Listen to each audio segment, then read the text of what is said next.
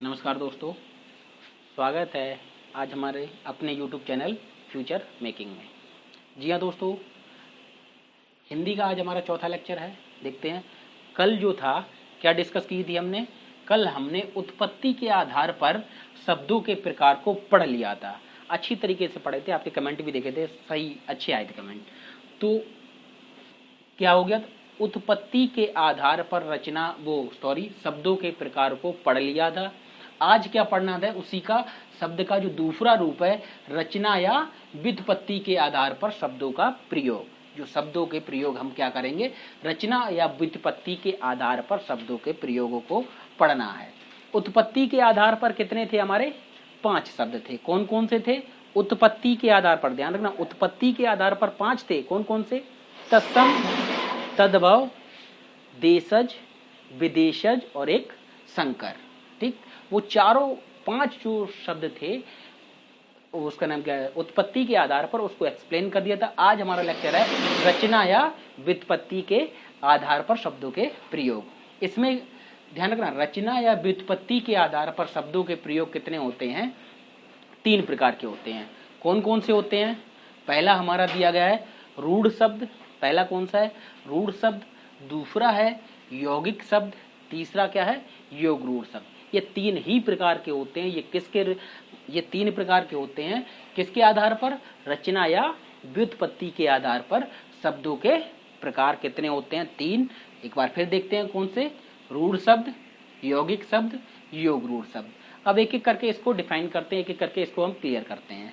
ठीक, पहला हमने लिया रूढ़ शब्द। रूढ़ शब्द क्या होते हैं, ध्यान देना, रूढ़ शब्द वो शब्द होते हैं जिनको अलग अलग कर दिया जाए, यानी विखंडन कर दिया जाए तो उन शब्दों का तीसरा अर्थ नहीं निकल सकता है या नहीं निकले उनका, तो वो शब्द होते हैं हमारे रूढ़ शब्द। मतलब ऐसे शब्द जिनका विखंडन करने पर या उनको अलग अलग करने पर किसी तीसरे का अर्थ न ज्ञात हो, तो वो शब्द होते हैं हमारे कौन से, रूढ़ शब्द। ठीक है, यौगिक शब्द वो शब्द होते हैं जैसे कोई एक शब्द है उसको अगर हम विखंडन करें और उसका अलग तीसरा अर्थ निकले तो वो क्या होते हैं, हमारे यौगिक शब्द होते हैं। और योग रूढ़ शब्द वो होते हैं जिनको अलग अलग करने पर, मतलब अलग अलग करने पर वो तीसरा जो शब्द बनता है हमारा, वो क्या हो जाए, तीसरा शब्द रूढ़ शब्द हो जाए, तो वो होते हैं योग रूढ़ शब्द। या ऐसे कह सकते हैं योग रूढ़ शब्द वो शब्द होते हैं जितने भी बहुवरी समास के शब्द हैं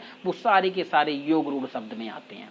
ध्यान रखना, बहुवरी समास के जितने भी शब्द हैं वो सारे के सारे किस में आते हैं, योग रूढ़ शब्द में आते हैं। कुछ नहीं करना, समास आपका यहाँ क्लियर हो जाएगा। एक बहुवरी समास, बहुवरी समास जो है वो जितने भी इसमें शब्द आएंगे वो सारे के सारे क्या होंगे, योग रूढ़ शब्द होंगे। एक एक करके समझते हैं धीरे से आहिस्ता से। रूढ़ शब्द, रूढ़ शब्द क्या है, ऐसे शब्द जिनका विखंडन करने से उसके खंडों का कोई अर्थ ना हो, रूढ़ शब्द कहलाते हैं। यही बताया था, ऐसे शब्द जिनको अलग अलग करने से उनके शब्दों का कोई दूसरा अर्थ न निकले, उनको हम क्या कहते हैं, रूढ़ शब्द कहते हैं। एग्जाम्पल, जैसे कि लिखा है पानी, पानी को हम अलग अलग करें, पा प्लस नी, पा का कोई अर्थ निकल रहा है, नहीं निकल रहा है। नी का कोई अर्थ है, नहीं है। नमक है तो ना प्लस मा प्लस का, भाई सबका अलग अलग अर्थ है, कुछ निकल रहा है, कुछ नहीं निकल रहा है। तो ये कैसे शब्द है हमारे, रूढ़ शब्द हैं। दिन है, दिन क्या हो गया, दी प्लस ना, ये भी क्या है, ये क्या है, रूढ़ शब्द है। घर, घर को हम क्या लिख सकते हैं, घा प्लस रा, घर मतलब घा प्लस रा, इनका कोई अर्थ, घा का कोई अर्थ निकल नहीं रहा है, कोई शब्द तो है नहीं अलग से, रा कुछ है नहीं है।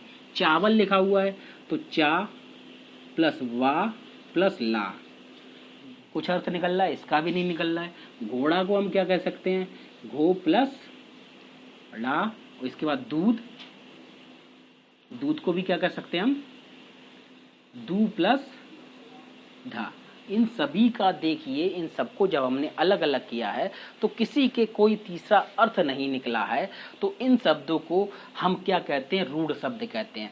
समझ लेना, जो शब्द दिया जाए अगर हम उसको हम अलग अलग करके देखें, जब भी आपको कंपटीशन में पूछा जाए तो शब्द को जो दिया जाए शब्द है उसको अगर अलग अलग कर दिया जाए और उसका कोई अर्थ ना निकले तो वो शब्द क्या होते हैं, रूढ़ शब्द होते हैं। एक शब्द और ध्यान रखना, एक शब्द है पशु,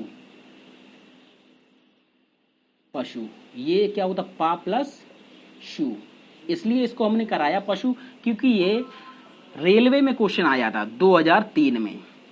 2003 में इससे रेलवे से क्वेश्चन पूछा गया था कि पशु कौन सा शब्द है, रूढ़ शब्द है, यौगिक शब्द है, शंकर शब्द है या योग रूढ़ शब्द है। तो सीधी सी बात है, पशु को जब हमने संधि मतलब अलग अलग किया तो पा प्लस सु कुछ अर्थ नहीं निकल रहा, तो क्या हो गया, ये हमारा रूढ़ शब्द हो गया। ठीक, अब हम बात करते हैं आपको से यौगिक शब्द। जो यौगिक शब्द हैं, अब हम एक, भाई यहाँ तक आपको रूढ़ क्लियर करा दिए, रूढ़ शब्द क्या होते हैं, नहीं समझ में आए तो फिर आप उसको कमेंट बॉक्स में कह सकते हो। अब बात करते हैं हम आपसे यौगिक शब्द। यौगिक शब्द दोस्तों देखते हैं, रूढ़ शब्द क्या हो गए, समझा दिया आपको। अब बात करते हैं यौगिक।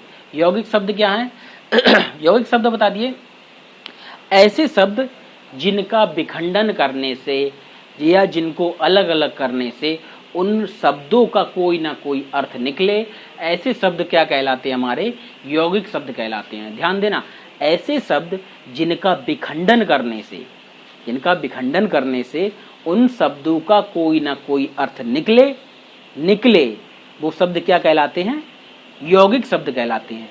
और अगर उनका अर्थ ना निकले तो वो क्या कहलाते हैं, रूढ़ शब्द कहलाते हैं। ठीक है, देखिएगा परिभाषा क्या है, ऐसे शब्द जिनका विखंडन करने से उसके खंडों का कोई ना कोई अर्थ अवश्य निकले उसे यौगिक शब्द कहते हैं। ध्यान देना, अवश्य ही निकलता होगा उसका कोई ना कोई शब्द, चाहे कोई सा शब्द हो, और अगर आप उसको विखंडन करोगे, उसको अलग अलग करोगे तो कहीं ना कहीं उसका कोई ना कोई अर्थ निकलेगा, और अगर अर्थ निकल रहा है तो वो शब्द कौन सा होगा, हमारा यौगिक शब्द होगा। जैसे कि बात करें हम विद्यालय, तो विद्यालय क्या लिख सकते हैं हम, विद्याधन आलय।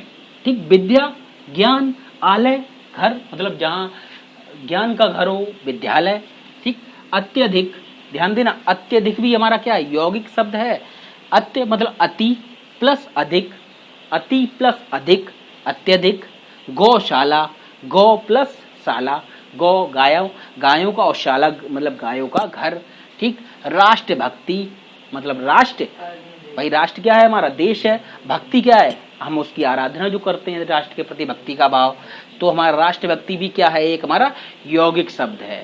ठीक है, तो यौगिक शब्द की डेफिनेशन क्या हो गई हमारी, मतलब ऐसे शब्द जिनका विखंडन करने से या जिनको हम अलग अलग करें, ध्यान देना, ऐसे शब्द जिनका विखंडन करने से या जिनको अलग अलग करने से उन शब्दों का कोई ना कोई अर्थ अवश्य निकले, वो शब्द क्या कहलाते हैं, हमारे यौगिक शब्द कहलाते हैं, यौगिक शब्द कहलाते हैं। एग्जाम्पल भी हमने दिखा दिया आपको, एग्जाम्पल भी दिखा दिया आपको। अब बात करेंगे हम अपने योग रूढ़ शब्दों की। अब किसकी बात होगी, हमारी योग रूढ़ शब्दों की। ठीक है, अब हम बात करेंगे योग रूढ़ शब्दों की।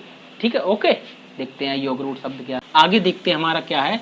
अब बात करते हैं हम योग रूढ़ शब्द की। योग रूढ़ शब्द क्या हैं, रूढ़ एक्सप्लेन हो गए और यौगिक को भी बात हो गई हमारी। अब बात करते हैं योग रूढ़ शब्द। योग रूढ़ शब्द क्या होते हैं, जो दो शब्दों के मेल से तो बने होंगे लेकिन वो एक तीसरे शब्द जो बने, दो शब्दों के मेल से बने होंगे लेकिन वो तीसरे शब्द के लिए क्या हो जाएगा, हमारा रूढ़ हो जाता है। तो ऐसे शब्द क्या कहलाते हैं, हमारे योग रूढ़ शब्द कहलाते हैं। देखिए, क्योंकि योग, इसका अर्थ ही समझो, योग रूढ़ मतलब दो शब्दों के योग से तो बन रहा है योग, और तीसरे के लिए जो शब्द बन के तैयार हुआ वो किस क्या हो जाएगा, रूढ़ हो जाएगा। क्यों, क्योंकि योग रूढ़ है, जैसी इसकी, जैसा इसका नाम है उसी प्रकार से इसकी डेफिनेशन है। योग रूढ़, दो शब्दों का योग और जो शब्द बन जाएगा वो हो जाएगा रूढ़। ठीक, यही शब्द हो जाएगा। और शब्द क्या है, ऐसे शब्द जो दो शब्दों के मेल से तो बने होते हैं, ऐसे शब्द जो दो शब्दों के मेल से तो बने होते हैं लेकिन तीसरे शब्द के लिए रूढ़ हो जाते हैं, तो वे शब्द क्या कहलाते हैं, हमारे योग रूढ़ कहलाते हैं। तो वो शब्द हमारे क्या कहलाते हैं, योग रूढ़ कहलाते हैं। एग्जाम्पल के हिसाब से देखेंगे, जैसे कि मुरलीधर। मुरलीधर, मुरलीधर क्या है, भाई मुरली मतलब बांसुरी होती है हमारी, ठीक। धर का मतलब धारण करने वाला, तो मुरली को कौन धारण करता है? सब लोग जानते हो कौन धारण करता है? भगवान कृष्ण। देखिए मुरली और धर दो शब्दों से तो मिलकर बना है हमारा वाक्य, वो शब्द मुरली और शब्द, इनका जब योग कर दिया तो वो क्या हो गया? मुरलीधर। लेकिन वो तीसरे शब्द जो हमारा जो मुरलीधर बना, ये कृष्ण जो शब्द बना, ये कृष्ण के लिए रूढ़ हो गया। तीसरे शब्द का इसका अर्थ निकलना है, ठीक। इसी प्रकार से लंबोदर मतलब जिसका लंबा हो उदर, मतलब सीधी सी बात है, लंबोदर जिसका पेट लंबा हो उसको क्या कहते हैं? भगवान गणेश की बात कर रहे हैं, ठीक। दशानन मतलब जिसके 10 हो शर, तो वो किसकी बात हो गई है? दशानन, ठीक, मतलब रावण, ठीक। फिर नीलकंठ, नीला हो जिसका कंठ, नीलकंठ हम किसको कहते हैं? भगवान शंकर को, ठीक। पीतांबर मतलब जो पीले वस्त्र धारण करता हो, वो कौन होता है? हमारा विष्णु। ध्यान देना, मतलब दो शब्दों के मेल से बन रहा है, लेकिन जो शब्द बन जा रहा है वो क्या हो जा रहा है? एक तीसरे शब्द के लिए जो रूढ़ हो जा रहा है उसी को हम कहते हैं योग रूढ़ शब्द। इसके बाद पंकज, ध्यान देना, पंकज योग रूढ़ शब्द है। क्यों भाई? पंक का मतलब होता है कीचड़, ठीक। और जा का मतलब क्या होता है? हमारा जन्म लेने वाला। पंक का मतलब होता है कीचड़ और जा का अर्थ होता है जन्म लेने वाला। समझिएगा पंकज का कैसे हमारा योग रूढ़ शब्द बन रहा है। पंक का मतलब होता है कीचड़ और जा का अर्थ होता है जन्म लेने वाला, मतलब जो कीचड़ में जन्म लेता है उसको, मतलब उसी की बात की गई है पंकज। तो कीचड़ में जन्म कौन लेता है? जिसको हम कमल कहते हैं, कह सकते हैं कि कमल का ही सिनोनियम यानी पर्यायवाची पंकज है, ठीक है। और समझिए पंक मतलब कीचड़ में जन्म लेने वाला, कीचड़ में तो घेंगा भी जन्म लेता है, तो पंकज उसको तो कह नहीं सकते हम। कीचड़ में घेंगा भी जन्म लेता है, कीचड़ में शैवाल भी होता है, उसको भी हम नहीं कह सकते पंकज। किसके लिए कह रहे हैं हम? कमल की बात कर रहे हैं। तो रूढ़ किसके लिए हो रहा है? कमल के लिए, ठीक। तो ध्यान देना, योग रूढ़ शब्द जो हैं इसके जितने भी एग्जाम्पल्स होंगे वो क्या होंगे? बहुवरी समास के उदाहरण होंगे। योग रूढ़ शब्द के जितने भी एग्जाम्पल होंगे बहुवरी समास ही होगा, या कह सकते हैं बहुवरी समास के ही सारे के सारे उदाहरण होंगे, ठीक है दोस्तों। तो रचना और व्युत्पत्ति के आधार पर शब्दों के जो भेद, शब्दों को जो प्रकार हैं वो 3 हैं: रूढ़ शब्द, यौगिक शब्द, योग रूढ़ शब्द। रूढ़ शब्द क्या थे? ऐसे शब्द जिनको विखंडन करने पर उनका कोई अर्थ ना निकले, वो सारे के सारे क्या हो गए? रूढ़ शब्द हो गए। यौगिक शब्द कौन से होते हैं? यौगिक शब्द वो शब्द होते हैं जिनका विखंडन करने से, भाई कोई शब्द है अगर उसका हम विखंडन करें या उसको हम अलग अलग करें तो उसका कोई उस जो शब्द अलग हुआ है उसका कोई अर्थ निकले, वो होता है योग रूढ़ शब्द, और वो यौगिक शब्द, ठीक। अब योग रूढ़ शब्द क्या है? योग रूढ़ शब्द आपके सामने लिखा हुआ है, इसको समझा दिया है।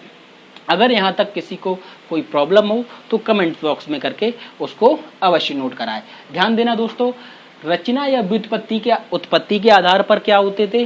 भाई उत्पत्ति के आधार पर तत्सम, तद्भव, देशज, विदेशज, संकर, जो हमने कल उसको पढ़ लिया है, ठीक। दूसरा पॉइंट था शब्द का, जो दूसरा रूप है रचना या व्युत्पत्ति के आधार पर शब्दों के प्रकार। ये कितने प्रकार के होते हैं? 3 प्रकार के होते हैं: रूढ़ शब्द, यौगिक शब्द और योग रूढ़ शब्द। ये भी आज हमने इसको फिनिश कर दिया। कल दोस्तों बात करेंगे विकार या रूपांतरण के आधार पर शब्दों के प्रकार। किसके? विकार या रूपांतरण के आधार पर शब्दों के प्रकार। वो कितने होते हैं? वो 2 होते हैं। कौन कौन से? एक विकारी शब्द और एक अविकारी शब्द। विकारी शब्द में क्या क्या आ जाएगा? संज्ञा, सर्वनाम, विशेषण, क्रिया, ठीक है। तो एक एक लेके चलेंगे भाई। सबसे पहले विकारी शब्द लेंगे, उस संज्ञा के बारे में बात करेंगे, फिर सर्वनाम, फिर विशेषण, फिर क्रिया, ठीक है दोस्तों। यहाँ तक अगर किसी को कोई प्रॉब्लम है तो कमेंट बॉक्स में विशेष तौर पे ध्यान रखें। कमेंट बॉक्स में जाके जरूर बताएं कि हम कैसा आपका वीडियो लगा। तब तक के लिए सभी दोस्तों को गुड नाइट।